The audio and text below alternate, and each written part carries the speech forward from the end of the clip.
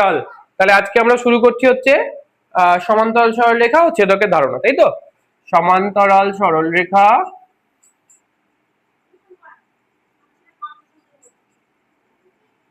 ও ছেদকের ধারণা, এটা হচ্ছে অধ্যায় নাম্বার হচ্ছে 13, তাই তো? অধ্যায় 13 ক্লাস 7।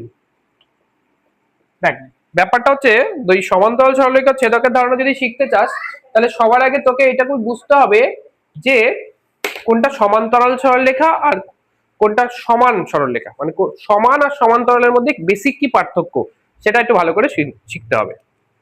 যে দেখ এই দুটো সরলরেখা আঁকলাম, একটা 5 সেন্টিমিটার আছে আর একটা 5 সেন্টিমিটার আছে, ঠিক আছে? আবার আবার দুটো সরলরেখা আঁকলাম, সেই দুটো দৈর্ঘ্য 5 সেন্টিমিটার আছে, এখানেও 5 সেন্টিমিটার আছে। বেসিক্যালি এই দুটো চিত্রকে দেখে তোর কি মনে হচ্ছে যে একটা সরলরেখা এই দুটো সরলরেখা পরস্পর সমান, দুটোই 5 সেন্টিমিটার করে। এই দুটো সরলরেখাও কিন্তু পরস্পর সমান, দুটোই 5 সেন্টিমিটার করে। কিন্তু এই দুটো সরলরেখাকে যদি আমি এক্সটেন্ড করতে থাকি, বাড়াতে থাকি, এইদিকেও যদি বাড়াতে থাকি, এদিকেও যদি বাড়াতে থাকি, তাহলে তারা কোনোদিন মিলবে না।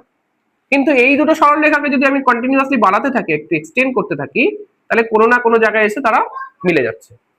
তাহলে যে দুটো সরলরেখা তারা কোনোদিন যে দুটো সরলরেখা কোনো না কোনো সময় মিলে যাবে বা মিলে গেছে বা মিলে যাবে এক্সটেন্ড করলে, সেই দুটো সরলরেখা হলো পরস্পর অসমান্তরাল সরলরেখা। কি হচ্ছে?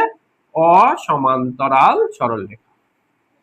আর যে সরলরেখাটা তো কোনোদিন মিলবে না, অসীম পর্যন্ত যদি এক্সটেন্ড করতে থাকিস, যদি তারা কোনোদিন না মেলে, তাহলে তারা হলো সমান্তরাল সরলরেখা। তাহলে এটা হচ্ছে সমান্তরাল সরলরেখা। তাহলে সমান্তরাল আর সমান বিষয়টা কিন্তু এক নয়, ঠিক আছে? এই দুটো সরলরেখা কিন্তু সমান এবং সমান্তরাল, আবার এই দুটো সরলরেখা সমান কিন্তু অসমান্তরাল। তাহলে সমান হলেই যে সমান হলেই যে সমান্তরাল হবে এর কোনো মানে নেই, বা অসমান হলেই যে অসমান্তরাল হবে এরও কোনো মানে নেই। যেমন দুটো সরলরেখা আঁকি, যে এটা 3 সেন্টিমিটার আর এটা 5 সেন্টিমিটার। এই সরলরেখা দুটো কিন্তু অসমান কিন্তু সমান্তরাল, এরা কোনোদিন মিশবে না। দেখ এক্সটেন্ড করতেই থাকবি, এরা কোনোদিন মিশবে না। বুঝতে পেরেছিস?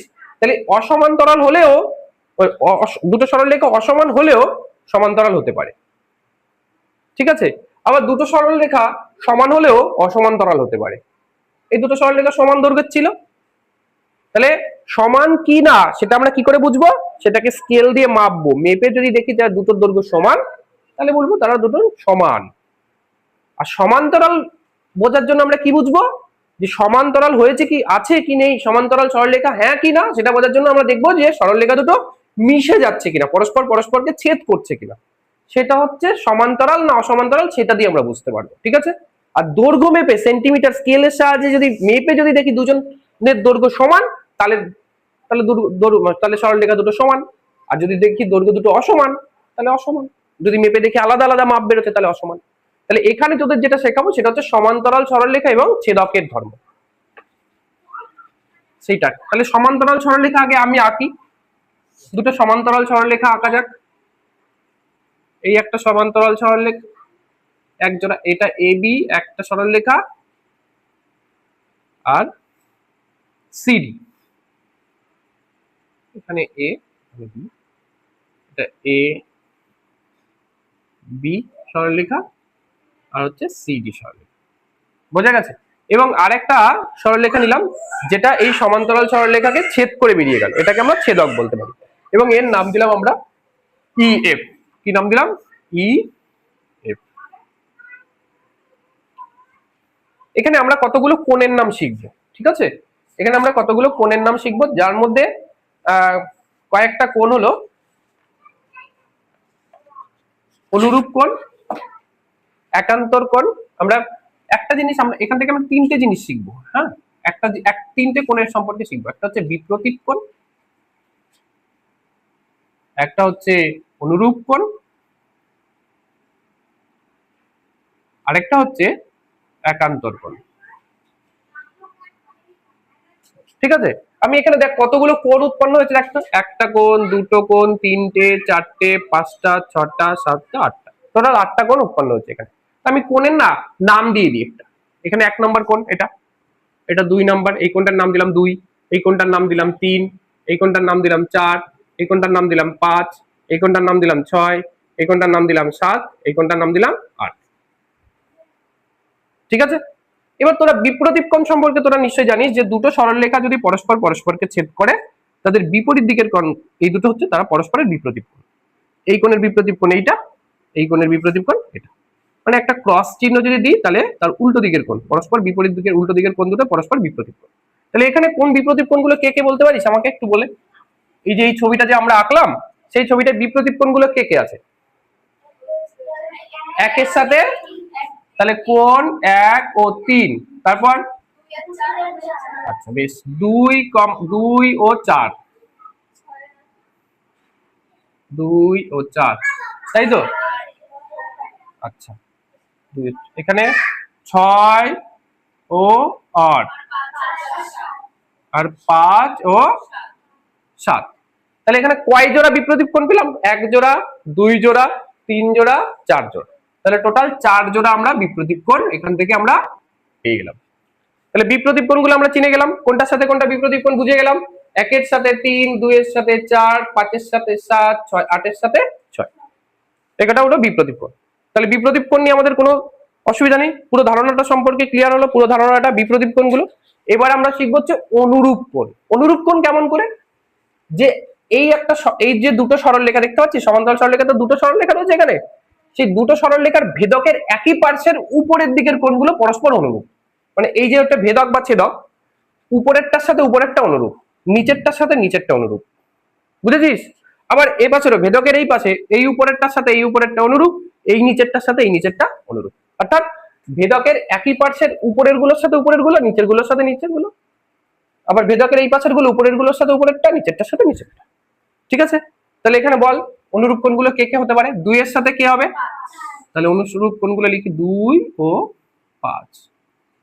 তারপর 8 বল, 1 এর সাথে 8, তাহলে 1 নম্বর ও 8 নম্বর কোণ। তারপরে 3 নম্বর কোণ ও 6 নম্বর কোণ, 4 এর সাথে 7। তাহলে এখানেও কয় জোড়া অনুরূপ কোণ পেলি তুই? 4 জোড়া অনুরূপ কোণ পেলাম। ঠিক আছে, এইবার হচ্ছে একান্তর কোণ। একান্তর কোণটা কিরকম? একান্তর কোণটা হলো এই যে ভেদকটা দেখছিস বা ছেদক, এটাকে ভেদকও বলা হয়, ছেদকও বলা হয়। এই যে EF যেটা, এটাকে ভেদকও বলা হয়, ছেদকও বলা হয়।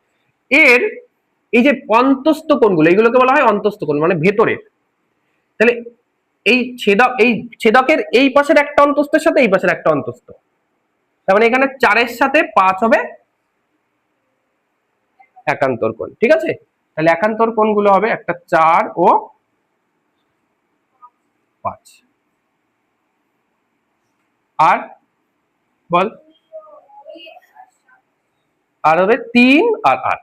এই কোণাটার সাথে এই কোণাটা, এই কোণাটার সাথে এই কোণাটা, বুঝেছিস? এই 3 এর সাথে 8, 4 এর সাথে 5, 3 আর 8, 3 ও 8 নম্বর কোণ। তাহলে এখানে কয় জোড়া একান্তর কোণ পেলি তুই? 2 জোড়া।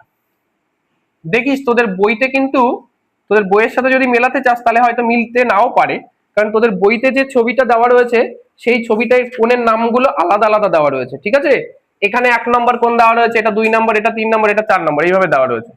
আমি কিন্তু এটা 1 নিয়ে করেছি, সেই জন্য তোদের বইয়ের সাথে নাও মিলতে পারে। ঠিক আছে, আমি এটা 1 নিয়ে করে ফেলেছি, এটা 1 নম্বর, এটা 2 নম্বর, এটা 3 নম্বর, 4 নম্বর দিয়েছি। এই জন্য তোদের বইয়ের যে নামকরণ গুলো দেওয়া রয়েছে সেটা কিন্তু আলাদা হতে পারে, সেই জন্য ঘাবড়াবার কোনো কারণে, বিষয়টা একই, আমি শুধু নামগুলো আলাদা দিয়েছি। ঠিক আছে, আমার উদ্দেশ্য হচ্ছে কোন কোণের সাথে কোন কোণ সেটা আমাকে বুঝে নেওয়া। ঠিক আছে, তাহলে আমরা বুঝতে পারবো কোন কোণের সাথে কোন কোণ অনুরূপ, কোন কোণের সাথে কোন কোণ একান্তর, কোন কোণের সাথে কোন কোণ বিপ্রতীপ, এটা আমরা বুঝে গেলাম আশা করছি। এইবার একটা কন্ডিশন আছে, কন্ডিশন হচ্ছে যে এইখানে এই দুটো সরলরেখা সমান্তরাল হতেও পারে আবার নাও হতে পারে। ঠিক আছে, দুটো কন্ডিশন হতে পারে। এইখানে যে দুটো সরলরেখা রয়েছে সমান্তরাল রয়েছে, কিন্তু এইরকম যদি থাকে অসমান্তরাল, এরকম অসমান্তরাল যদি সরলরেখা থাকে, তাহলে দুটো কন্ডিশন পেলাম, কন্ডিশন নাম্বার 1 আর কন্ডিশন নাম্বার 2। তাহলে 1 নাম্বার কন্ডিশন হচ্ছে যখন সমান্তরাল থাকবে, আর 2 নাম্বার কন্ডিশন হচ্ছে যখন অসমান্তরাল। এই দুটো কন্ডিশন আমরা পেলাম, একটা সমান্তরাল কন্ডিশন, একটা অসমান্তরাল কন্ডিশন, ঠিক আছে। এবার সেক্ষেত্রে এই কোণগুলো কখন সমান হবে কখন অসমান হবে সেটা আমরা, কোন কোণগুলো সমান হবে কোন কোণগুলো অসমান হবে সেটা একটু লিখি। যেমন ফার্স্টে আছে বিপ্রতীপ কোণ,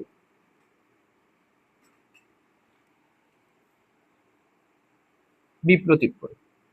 তারপরে আর কোণের নাম শুনেছো তুমি, কি শিখেছো? অনুরূপ কোণ। আর কোন কোণটা শিখেছো? একান্তর। এখন আমার কথা হচ্ছে যে এই বিপ্রতীপ কোণগুলো, অনুরূপ কোণগুলো এবং একান্তর কোণগুলো সরলরেখা দুটো সমান্তরাল থাকলে কেমন হবে, সরলরেখা দুটো অসমান থাকলে কেমন হবে সেটা আমরা দেখে নেব। দেখ, যদি সমান্তরাল সরলরেখা হয় তখন যদি বিপ্রতীপ কোণ, ধর এটা যদি বিপ্রতীপ কোণ 60°, তাহলে এই কোণটা হবে 60°। অর্থাৎ যখন সমান্তরাল সরলরেখা থাকছে তখন বিপ্রতীপ কোণগুলো সমান থাকছে। এবার যখন অসমান্তরাল সরলরেখা, অর্থাৎ এই ক্ষেত্রে এই দুটো সরলরেখা অসমান্তরাল সরলরেখা, এক্ষেত্রেও দেখা যাবে এই যে বিপ্রতীপ কোণগুলো সবসময় সমান হচ্ছে, অর্থাৎ এই কোণটা 60° হলে এই কোণটা 60° হচ্ছে। তাহলে অসমান্তরালের ক্ষেত্রেও বিপ্রতীপ কোণগুলো সমান।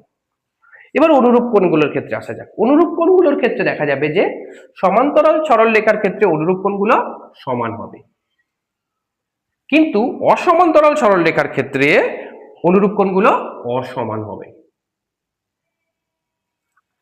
এবং লাস্ট ওয়ান একান্তর কোণ। একান্তর কোণগুলো দেখা যাবে যে তোর সমান্তরাল সরলরেখার ক্ষেত্রে একান্তর কোণগুলো সমান এবং অসমান্তরাল সরলরেখার ক্ষেত্রে একান্তর কোণগুলো অসমান। বোঝা গেছে? এই এই জিনিসটা একটু মনে রাখতে হবে যে এই কোণগুলো সমান্তরাল সরলরেখার ক্ষেত্রে কেমন হয়, অসমান্তরাল সরলরেখার ক্ষেত্রে কেমন হয়। বুঝতে পেরেছিস তোরা? তাহলে এই জায়গাটা, এই টেবিলটা কিন্তু খুব ইম্পর্টেন্ট। এই টেবিলটা দিয়ে তোদের ক্লাস 7-এ দেখবি তোদের 13 নম্বর যে উপসে দেখি রয়েছে, এটা এই কনসেপ্ট দিয়েই করতে হবে অঙ্কটা, ঠিক আছে? ওই টেবিলটা পূরণ করতে হবে। এবার একটা ব্যাপার আছে, তোদের ওইখানে দেখবি যে তোদের কোষে দেখি 13-তে দেখবি যে একটা পার্ট রয়েছে যেখানে এই দুটো কোণের সম্পর্কের কথা লেখা রয়েছে, 3 নাম্বার কোণ আর 5 নাম্বার কোণ, অর্থাৎ এই ভিতরের দুটো কোণ। এই দুটো কোণের কি নাম? এইখানে 3 নাম্বার আর 5 নাম্বার, 3 ও 5। আর এক্ষেত্রে দেখ এই 4 নাম্বার আর 8 নাম্বার, 4 ও 8, ঠিক আছে? এই দুটো কোণকে কি বলা হয়? এই দুটো কোণকে বলা হয়, এই দুটো কোণকে বলা হয় ভেদকের একই পার্শ্বে অবস্থিত অন্তস্থ কোণ। কি বলা হয়? ভেদকের একই পার্শ্বে অবস্থিত অন্তস্থ কোণ। এই 3 ও 5 ও ভেদকের, এই যে এটাকে ভেদক বলা হয়, ভেদকের একই পার্শ্বে অবস্থিত অন্তস্থ। দেখ এটা ভেতরে 3 নম্বর কোণটাও ভেতরে, 5 নম্বর কোণটাও ভেতরে, তাই জন্য ভেদকের একই পার্শ্বে অবস্থিত অন্তস্থ কোণ বলা হয়। বুঝতে পেরেছিস? তাহলে এই 3 আর 5 ও ভেদকের একই পার্শ্বে অবস্থিত অন্তস্থ কোণ, 4 আর 8 ও ভেদকের এই পাশে অবস্থিত অন্তস্থ কোণ। এই দুটো কোণের সমষ্টি সবসময় হয় 180°। এই দুটো কোণের যোগফল, এই দুটো কোণের যোগফল মানে ভেদকের একই পার্শ্বে অবস্থিত দুটো কোণের যোগফল হয়। এখানে 3 আর 5 নম্বর কোণ যোগ করলে 180° হবে। তেমনি করে 4 আর 8, এই যে দুটো কোণ, এই দুটো কোণের সমষ্টি যোগ করলেও 180° হবে। এবার সমান্তরালের ক্ষেত্রে কেমন হবে, অসমান্তরালের ক্ষেত্রে এই দুটো কেমন হয়? যদি সমান্তরাল সরলরেখা হয়, যদি সমান্তরাল সরলরেখা হয় সেক্ষেত্রে সেক্ষেত্রে এই দুটো কোণের মান, এই ভেতরের অন্তস্থ কোণের মান সমানও হতে পারে অসমানও হতে পারে। কিন্তু যখন অসমান্তরাল সরলরেখা থাকবে তখন এই অন্তস্থ কোণ দুটোর মান সবসময় অসমান হবে। এটা একটু রিমার্কস করে আলাদা করে লিখে রাখিস, মনে রাখিস এই ব্যাপারটা। তাহলে আশা করি তোদের এই কনসেপ্টটা পুরোপুরি ক্লিয়ার হলো। আশা করি তোরা এবার এই সমান্তরাল সরলরেখা ছেদকের ধারণা থেকে যেরকম টাইপের অঙ্ক আসবে, আশা করছি এই কনসেপ্টে তোরা অঙ্কগুলো নামিয়ে দিয়ে আসতে পারবি। ঠিক আছে?